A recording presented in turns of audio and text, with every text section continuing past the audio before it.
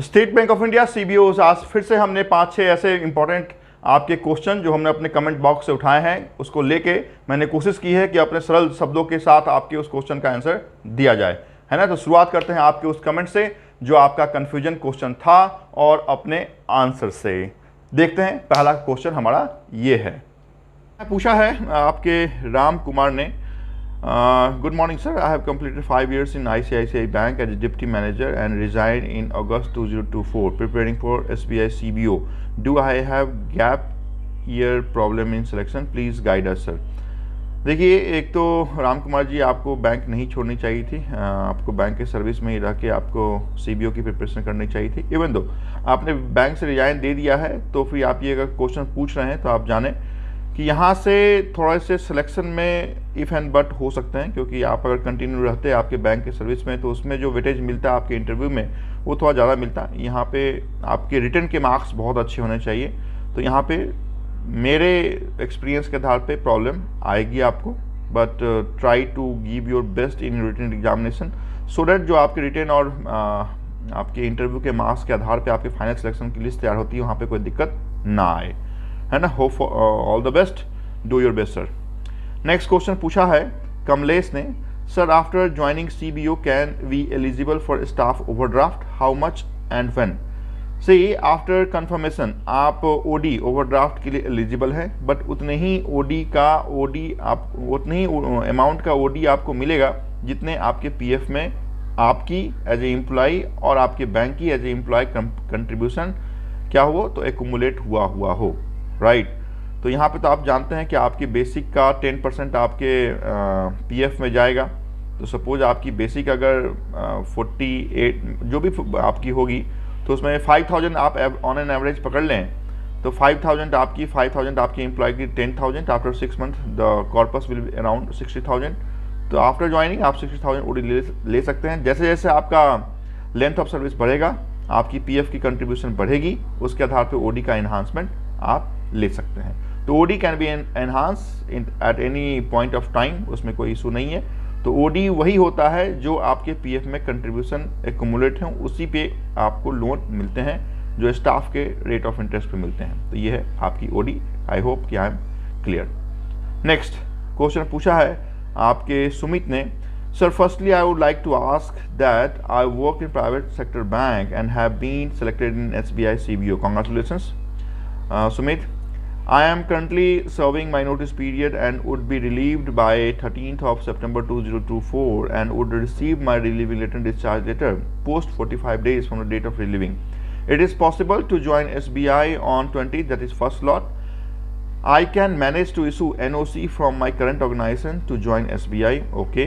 Secondly, you please clear doubt regarding NPS and UPS. और bracket में डाला recently declared by union government, okay, by posting an entire video relating to the said topic only. Okay, तो पहले आपके पहले question का मैं answer देता हूँ, क्योंकि आप रिलीविंग नोटिस पीरियड में हैं।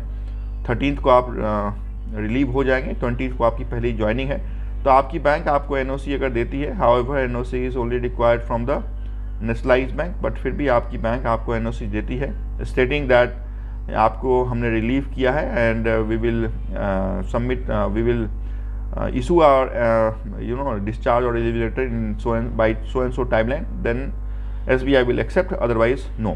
सेकेंडली जो NPS और UPS की बात है, जो कंपैरिजन है उसमें वीडियो आपको देखने को मिलेगा संडे को, है ना। UPS में एक ही खास बात है, वो ये है कि जो गारंटीड पेंशन है आपकी बेसिक की 50% वो आपको, मतलब यहाँ पे जो NPS में अनसर्टेन था कि कितना मिलेगा, वो एक अनसर्टेनिटी की बात थी। तो यहाँ पे UPS में एक सबसे बड़ा जो USP आप देख सकते हैं, UPS की USP अगर आप देखें तो सिर्फ इतनी ही है कि आपकी जो गारंटेड पेंशन की बात यहाँ पे कही जा रही है ना। However 25 year length of service is compulsory यहाँ पे किया गया है, अगर आपको UPS में 5 years length of service is required. However minimum guaranteed pension 10,000 रखा गया है। तो ये एक UPS की USP है, हालांकि संडे को आपको ये वीडियो देखने को मिलेगा। Okay Sumit, thank you. Next question पूछा गया है यस के द्वारा, sir working as development officer in LIC of India, should this experience count for the requirement of work X work experience because LIC is a financial institute not a bank, please guide।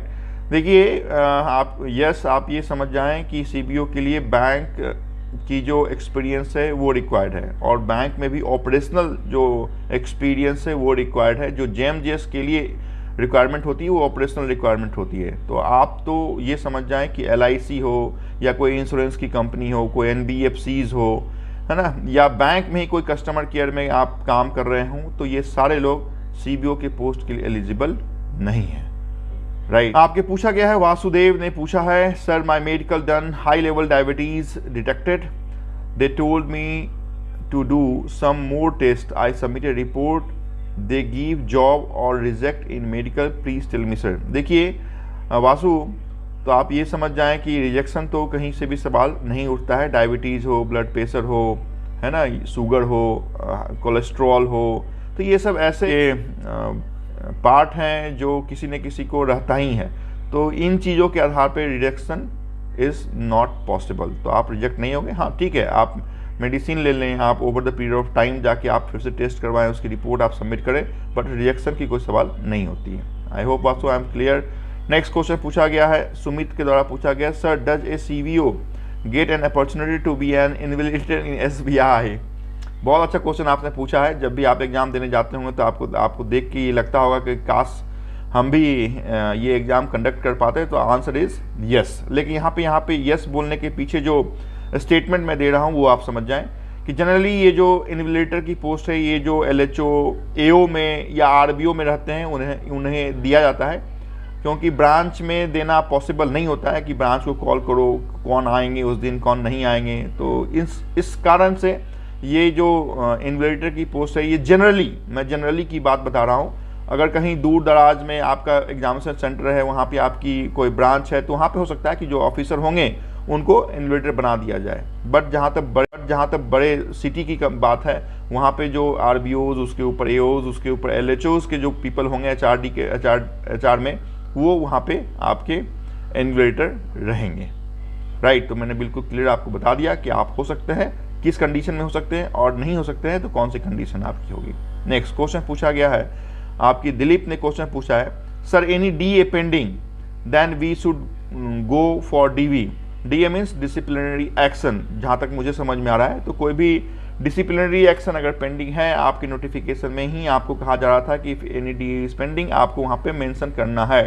तो अगर कोई DA pending है तो आपको mention करना है। Otherwise जब scrutiny of document होंगे, जब ICICI बैंक या किसी भी वैसे प्राइवेट सेक्टर बैंक जिसमें आप काम कर रहे हैं, वहाँ पे अगर ये लिख के दिया जाता है कि सो and so disciplinary action is pending, whether it is vigilance और नॉन विजिलेंस, तो उस कंडीशन में हो सकता है कि आपको फिर से कुछ क्वेश्चन पूछे जाएं, हो सकता है कुछ आपके फिर से स्टाफिंग अकाउंटेबिलिटी फिक्स किया जाए। ये भी हो सकता है कि आपकी अगर लैप्सेस मेजर हो उस प्रीवियस आपकी एम्प्लॉयर ऑर्गेनाइजेशन में, तो आपको यहाँ पे डिबार्ड कर दिया जाएगा।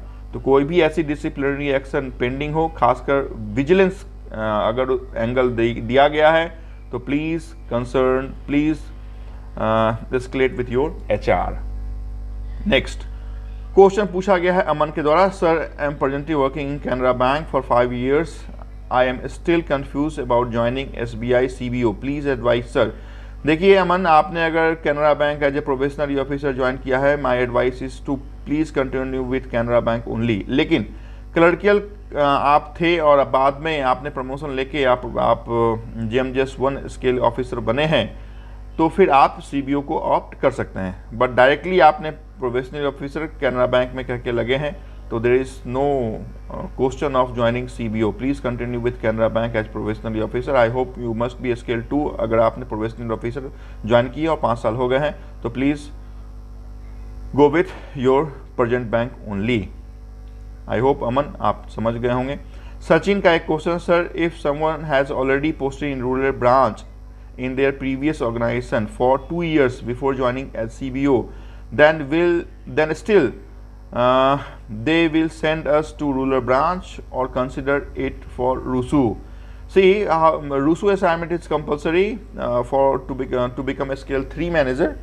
तो RUSU तो compulsory है, यहाँ पे जहाँ तक आपने प्रीवियस बैंक की बात की है कि हमने 2 साल कंप्लीट कर लिए हैं, तो प्रीवियस बैंक से इस बैंक में जो आप आ रहे हैं वहाँ पे सिर्फ आपके 2 इंक्रीमेंट ही आपको दिया जाएगा आपके एक्सपीरियंस के आधार पर। अदरवाइज कुछ भी काउंट नहीं किया जाएगा कि आप कहाँ थे, आपको कौन सा ऑपरेशन आता है, क्या आता है, कुछ भी कंसिडर नहीं किया जाएगा। सो सचिन, आपको रूसू करना ही है, 2 years रूसू इज़ कंपल्सरी, तो ट्राई टू डू योर रूसू assignment as earliest as possible. Okay, next question पूछा गया है, लास्ट क्वेश्चन मैं लेता हूँ। अभिषेक का ये क्वेश्चन है, सर क्या रिम्बर्समेंट भी होगी स्टार्टिंग के कुछ दिनों के लिए अगर होम डिस्ट्रिक्ट से बाहर पोस्टिंग हो तो?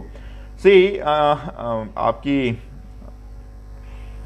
जो ये क्वेश्चन है उसका आंसर आप समझ जाएं कि आपकी अगर ज्वाइनिंग हो जाती है और ज्वाइनिंग के बाद किसी रूरल ब्रांच में या किसी भी सिटी के ब्रांच में आपको भेजा जाता है, वहाँ पे एकोमोडेशन आप नहीं इमीडिएटली तो एकोमोडेशन आप नहीं ले पाते हैं, क्योंकि कुछ दिन आपको आरबीओ में पोस्टिंग रहती है, 1-2 दिन 3 दिन के बाद आपकी ब्रांच में पोस्टिंग अलॉट होती है, तो बाय द टाइम आप होटल में एकोमोडेशन करते हैं तो 7 डेज आपकी जो भी होटल का रिम्बर्समेंट है वो आपको पे किया जाएगा आफ्टर ज्वाइनिंग, है ना। तो 7 डेज का जो टेन्योर होगा आफ्टर ज्वाइनिंग, उस डेट तक के आपके जो क्या है तो हॉल्टिंग और टीए ये दोनों आपको रिम्बर्स किए जाएंगे, ठीक है, but not more than 7 days. तो इस चीज़ों का आप ध्यान में रखिएगा, है ना। तो जब भी आप कहीं पे रिपोर्ट आप कर रहे हैं तो वहाँ पे एक बार एचआर से भी आप पूछ लें कि सर ऐसे ऐसे मैं रिपोर्ट कर रहा हूँ, यहाँ पे तो एकोमोडेशन नहीं है, क्या प्रोविज़न है, तो एक बार वहाँ भी क्लैरिफिकेशन आप ले सकते हैं। तो आई होप कि जो भी क्वेश्चन हमने ऐसे इंपॉर्टेंट क्वेश्चन, क्योंकि अगर 25 क्वेश्चन हमने 25 कमेंट हमने किसी वीडियो पर देखा है तो वहाँ से 2-3 ऐसे इंपॉर्टेंट कमेंट हमने उठा लिए हैं जिसके क्वेश्चन का आंसर आप सभी के लिए इंपॉर्टेंट है। तो उन चीज़ों को उठा के मैंने आपसे ये क्वेश्चन और अपना एडवाइस आप लोगों के साथ दिया है। तो आज के इस कमेंट्स और आंसर सेशन में इतनी ही बात हम करेंगे। नेक्स्ट जो वीडियो हमारी होगी उसमें किसी और इंपॉर्टेंट टॉपिक की बात आपके साथ करते हुए आपको बैंक और किसी और इंपॉर्टेंट आपके पहलू पे बात आपके साथ करेंगे। Thank you so much for watching this important session.